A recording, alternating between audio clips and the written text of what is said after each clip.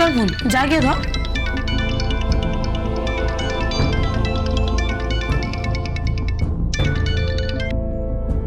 Hello, কে বলছেন? এটা অতনু বাবুর নাম্বার না? তুমি কে বলছো? আমি ওনার খুব চেনা মেয়ে। ওকে, কিন্তু আমার তো গলা শুনে মনে হচ্ছে তুমি একটা ছোট্ট মেয়ে। হ্যাঁ, ছোট্ট। আমার বয়স হলো 4 বছর 8 মাস 1 2 3 4। 4 বছর 8 মাস 4 দিন। আচ্ছা ঠিক আছে, তোমাকে আর গুনতে হবে না। শোনো, অতনু বাবু এলে তুমি বলে দেবে যে ইভেন্টে কি কি গান হবে, কারা কারা আসবে, সবকিছু যেন আমাকে ফোন করে জানায়, ঠিক আছে? চিন্তা করবেন না, আমি বলে দেব ওনাকে। আচ্ছা ঠিক আছে, ভালো কথা। তোমার নাম কি গো? তুমি একটা ভীষণ সুইট মিষ্টি মেয়ে। আমার নাম আমার নাম এই, তুই আমার ফোন নিয়ে কার সঙ্গে কথা বলছিস? একটা মহিলা ফোন করেছে। আচ্ছা,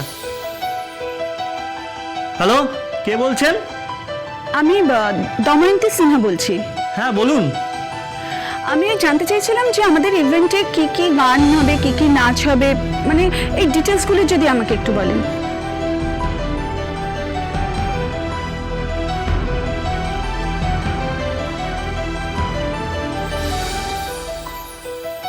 ছোটকা, হ্যাঁ গানটা চালাও। হ্যাঁ, চালছে। আচ্ছা হ্যাঁ, রাখছি। হ্যাঁ আচ্ছা, হ্যালো বাই দ্য ওয়ে, আপনি ওই ছোট্ট একটা বাচ্চা মেয়ে আমার সাথে কথা বলছিল, একটু তার নামটা হ্যালো, তা ফোনটা কেটে দিল। আরে জানো তো, একটা বাচ্চা মেয়ে না ফোন ধরেছিল, কি মিষ্টি আওয়াজটা, কি আদো আদো করে আমার সাথে কথা। আমার তো আর কোনোদিন বেবি হলো না, হবে কিনা তাও জানি না।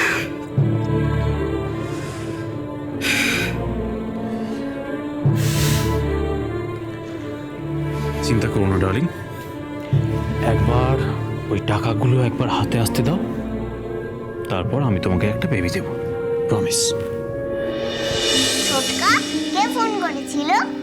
সেটার জন্য তোর কি হবে বোন? আহা, জানুক না, ও একটা বাচ্চা মেয়ে, ও কি আর তো বুঝে জিজ্ঞাসা করেছে? যে ফোন করেছিল সে হলো একজন কাকি। আচ্ছা, ইংরেজিতে কাকিকে কি বলে রে? আন্টি, তুমি কিচ্ছু জানো না। হ্যাঁ রে, আমি তো খুব একটা পড়াশুনো করিনি। যাই হোক, সে ফোন করেছিল। কেন গো? যেখানে বন্ধনকে নিয়ে যাব সেখানে অনেক পার্টি হবে, নাচ গান হবে, খাওয়া দাওয়া হবে। তাই? কি নাম ওনার? কেন বোন, তুই অত জেনে কি করবি? এমনি। ওনার নাম দময়ন্তী সিনহা।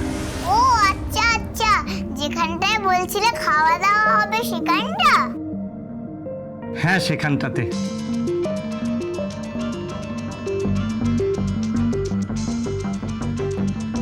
বন্ধন, তোর ফোন।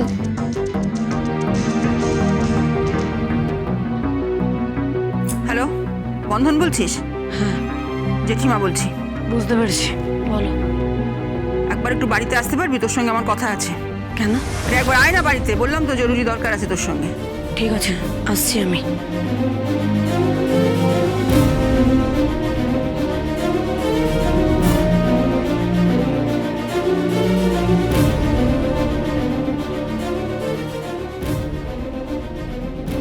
দাদা, জেঠিমা ফোন করেছিল?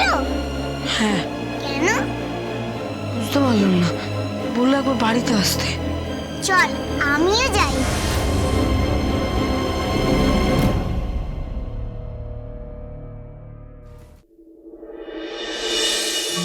ইকির মিকির চাম চিকির চামে কাটা মজুমদার দে বন্ধন রাখি, নে খা, তুই একটা খা আর তুই একটা খা। খা। আর শোন, আজ দুপুরে এখানে খেয়ে নিবি। কি যে সব ছাইপাশ হাত পুড়িয়ে খাচ্ছিস। বাবা, হঠাৎ এত দয়া। দাদা, নিশ্চয়ই জেঠিমা পটাচ্ছে। তুই চুপ করতে রাখি, নিশ্চয়ই জেঠিমা পটাচ্ছে। হ্যাঁ সত্যিই তো, তুমি হঠাৎ মিষ্টি খাওয়াচ্ছ, দুপুরবেলা খেতে বলছো, নিশ্চয়ই কোনো প্রয়োজন আছে। প্রয়োজন কিছু না, মত না, তোকে যেটা দিয়েছিলাম সেটা নিয়ে আসছি, বস। যা, তাড়াতাড়ি যা। আচ্ছা বন্ধন, তো সবসময় মনে হয় জেঠিমা খুব খারাপ না? আরে জেঠিমা ভালো আছে রে। নে খা, হাত গুটিয়ে বসে রইলি কেন? রাখি, খা, এটা তুই খা। এই যে দিদি, নে। এই নে বন্ধন, এতে 50,000 টাকা আছে। 50,000 টাকা? হ্যাঁ, কি হবে? এখানে হরিপুরে আমার এক দিদির বাড়ি আছে।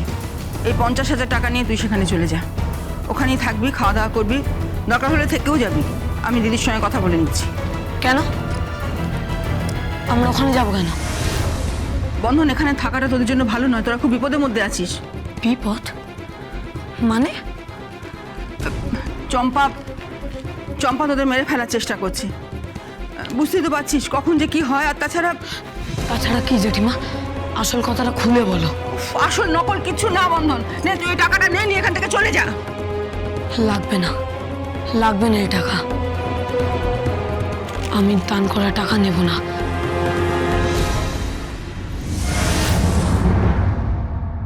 মা আসছে, মাকে খুঁজে বের করব।